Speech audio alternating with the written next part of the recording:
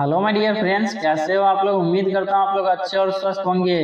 आज के इस वीडियो में हम लोग रीजनिंग के टॉप 10 क्वेश्चन को बिल्कुल बेसिक से समझेंगे, जो बिहार एसएससी एग्जाम के लिए काफी महत्वपूर्ण है।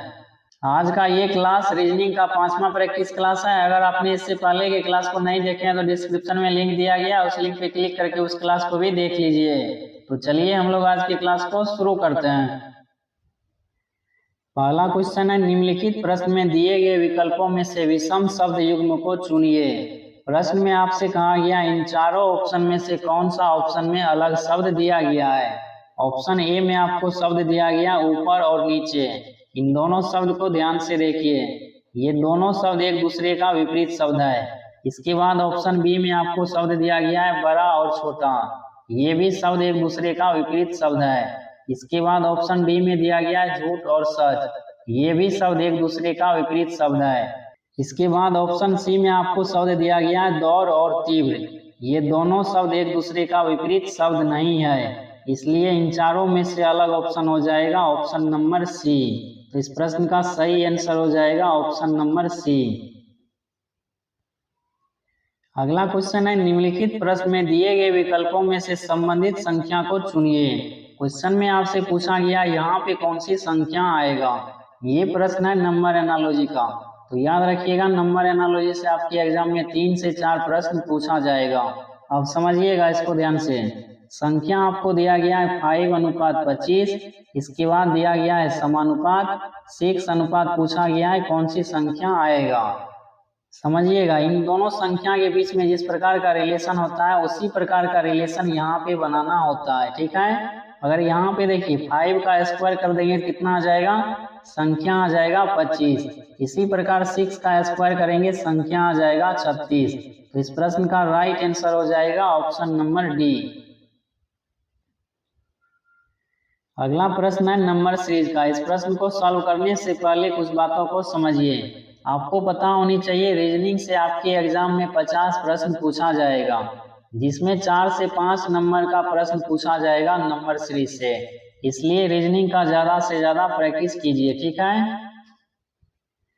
अब समझिएगा इस प्रश्न को ध्यान से। संख्या आपको दिया गया है 3, इसके बाद दिया गया है 7, इसके बाद संख्या दिया गया है 15, इसके बाद संख्या दिया गया है 31, इसके बाद दिया गया है 63, इसके बाद आपसे पूछा गया है कौन सी संख्या आएगा।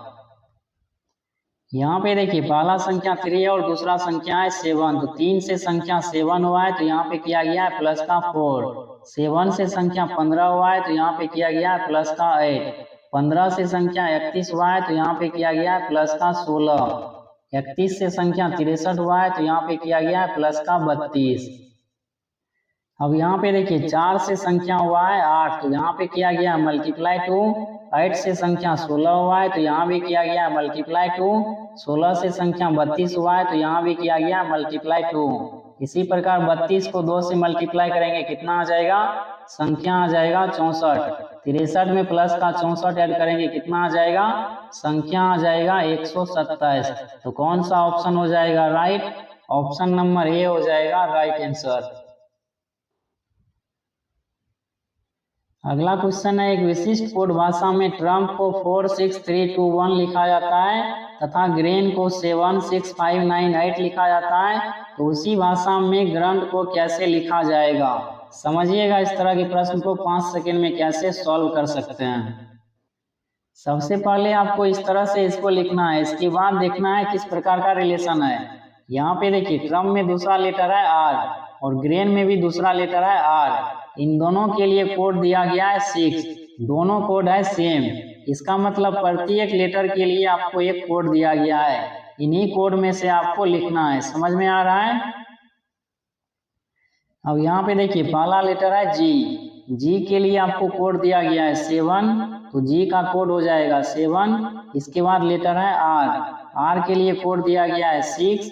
इसके बाद यू के लिए कोड क्या दिया गया है, यू के लिए कोड दिया गया है 3। इसके बाद लेटर है एन, एन के लिए आपको कोड दिया गया है 8, तो एन के लिए कोड आ जाएगा 8। इसके बाद लेटर है टी, टी के लिए कोड दिया गया है 4, तो टी के लिए कोड हो जाएगा 4। तो कौन सा ऑप्शन में दिया गया है 76 384, ऑप्शन नंबर डी में दिया गया है। तो ऑप्शन नंबर डी हो जाएगा राइट आंसर।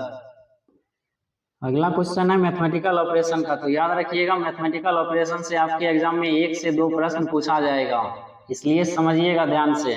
प्रश्न में कहा गया यदि ए का अर्थ घटाव, बी का अर्थ भाग, सी का अर्थ जोड़ तथा डी का अर्थ गुना हो तो निम्नलिखित का मान ज्ञात करें। इसका वैल्यू निकाल के बताना है कितना आएगा। संख्या आपको दिया गया है 294, इसके बाद लेटर है बी का अर्थ है भाग, इसके लिए साइन यूज करेंगे डिवाइड का। इसके बाद संख्या है 6, इसके बाद लेटर है ए का अर्थ है माइनस, तो ए के लिए साइन यूज करेंगे माइनस। इसके बाद संख्या दिया गया है 30, इसके बाद लेटर है सी का अर्थ है प्लस, तो सी के लिए प्लस आ जाएगा। इसके बाद संख्या है 31, इसके बाद लेटर है डी का अर्थ है मल्टीप्लाई, तो डी के लिए मल्टीप्लाई करेंगे। इसके बाद संख्या है 4, इसी को आगे सॉल्व करना है। तो यहाँ पे देखिए बोर्ड मास में सबसे पहले डिवाइड को सॉल्व किया जाता है। 294 को 6 से डिवाइड करेंगे कितना आ जाएगा, संख्या आ जाएगा 49। इसके बाद माइनस आ जाएगा 30, प्लस आ जाएगा। इसके बाद इन दोनों को मल्टीप्लाई करेंगे कितना आ जाएगा, संख्या आ जाएगा 124। अब इन दोनों को प्लस करेंगे कितना आ जाएगा, इन दोनों को प्लस करेंगे संख्या आ जाएगा 173। इसमें से माइनस करेंगे 30, इसको आगे सॉल्व करेंगे संख्या आ जाएगा 143। तो कौन सा ऑप्शन में दिया गया 143, ऑप्शन नंबर सी में दिया गया है, तो ऑप्शन नंबर सी हो जाएगा राइट आंसर। अगला क्वेश्चन है निम्नलिखित प्रश्न में दिए गए विकल्पों में से लुप्त अक्षर ज्ञात करें। प्रश्न में आपसे पूछा गया यहाँ पे कौन सा लेटर आएगा।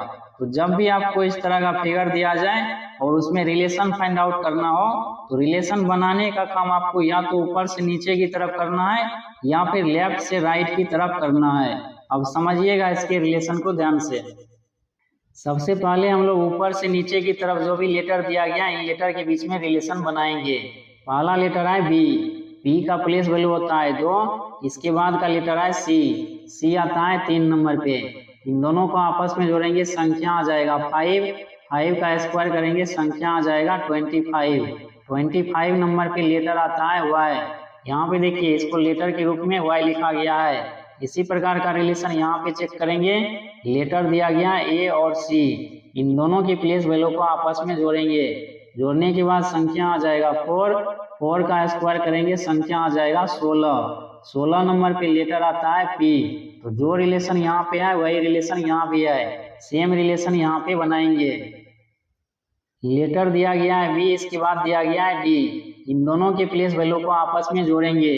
बी आता है 2 नंबर पे, डी आता है 4 नंबर पे, दोनों को जोड़ेंगे संख्या आ जाएगा 6 का स्क्वायर करेंगे संख्या आ जाएगा 36 नंबर पे कौन सा लेटर आ जाएगा, 26 नंबर पे लेटर आता है जेड, इसके बाद 36 नंबर पे लेटर आ जाएगा जे। तो कौन सा ऑप्शन में दिया गया है जे, ऑप्शन नंबर सी में दिया गया है, तो ऑप्शन नंबर सी हो जाएगा राइट आंसर। अगला क्वेश्चन है कोडिंग डिकोडिंग का। इसमें आपसे पूछा गया यहाँ पे कौन सा लेटर आएगा। तो बहुत ही सिंपल प्रश्न है, समझिएगा ध्यान से। यहाँ पे देखिए पहला लेटर है ए और यहाँ पे पहला लेटर है बी। तो पहला लेटर का रिलेशन पहला लेटर के साथ में बनाएंगे। तो ए के बाद लेटर आता है बी, इसी प्रकार एम के बाद लेटर आ जाएगा यहाँ पे एन, इसके बाद दूसरा लेटर है आर और यहाँ पे है एस। तो आर के बाद एस आता है, इसी प्रकार आर के बाद यहाँ पे लेटर आ जाएगा एस, इसके बाद तीसरा लेटर है टी और यहाँ पे तीसरा लेटर है यू। तो टी के बाद लेटर आता है यू, इसी प्रकार भी के बाद लेटर आता है डब्लू। तो कौन सा ऑप्शन में दिया गया है N S W, option number B में दिया गया है, ऑप्शन नंबर बी हो जाएगा राइट आंसर। अगला क्वेश्चन है मिरर इमेज का। आपसे पूछा गया इस फिगर का मिरर इमेज किस प्रकार से बनेगा। तो बहुत ही आसान होता है मिरर इमेज के प्रश्न को सॉल्व करना, इसलिए समझिएगा ध्यान से। सबसे पहले इस वाले फिगर को देखिए, ये जो बड़ा सा वर्ग का फिगर दिया गया है इसका इमेज मिरर में मिरर के पीछे इस प्रकार से बनेगा। इसके अंदर एक छोटा सा वर्ग दिया गया है तो इसका इमेज इस फिगर के अंदर मिरर में इस प्रकार से बनेगा। इसके बाद इस लाइन की शुरुआत हुआ है इस पॉइंट से, तो मिरर में इसका इमेज यहाँ से बनेगा। इसके बाद ये जो तीर का सिंबल है सबसे लास्ट में है, तो इसका इमेज यहाँ से बनेगा मिरर में इस प्रकार से। तो कौन सा ऑप्शन में दिया गया इस प्रकार का फिगर, ऑप्शन नंबर ए में दिया गया है, तो ऑप्शन नंबर ए हो जाएगा राइट आंसर। अगला क्वेश्चन है शब्द एनालॉजी का, तो याद रखिएगा शब्द एनालॉजी से आपके एग्जाम में 3 से 4 प्रश्न पूछा जाएगा। इस प्रश्न में आपसे पूछा गया यहाँ पे कौन सा शब्द आएगा, इसके लिए आपको पता होनी चाहिए इन दोनों शब्द के बीच में किस प्रकार का रिलेशन है, उसी प्रकार का रिलेशन यहाँ पे बनाएंगे।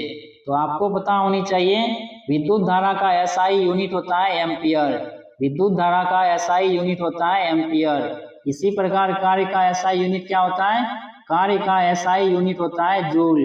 तो कौन सा ऑप्शन में दिया गया है जूल, ऑप्शन नंबर बी में दिया गया है, तो ऑप्शन नंबर बी हो जाएगा राइट आंसर। उम्मीद करता हूँ आप लोगों को सारे क्वेश्चन अच्छी तरह से समझ में आ गया होगा। तो इस क्लास को यहीं पे खत्म करते हैं, मिलते हैं हम लोग अगली क्लास में। तब तक के लिए चैनल पे नया है तो चैनल को सब्सक्राइब कर लीजिए ताकि आपको इसी तरह आगे का क्लास कंटिन्यू मिलता रहे।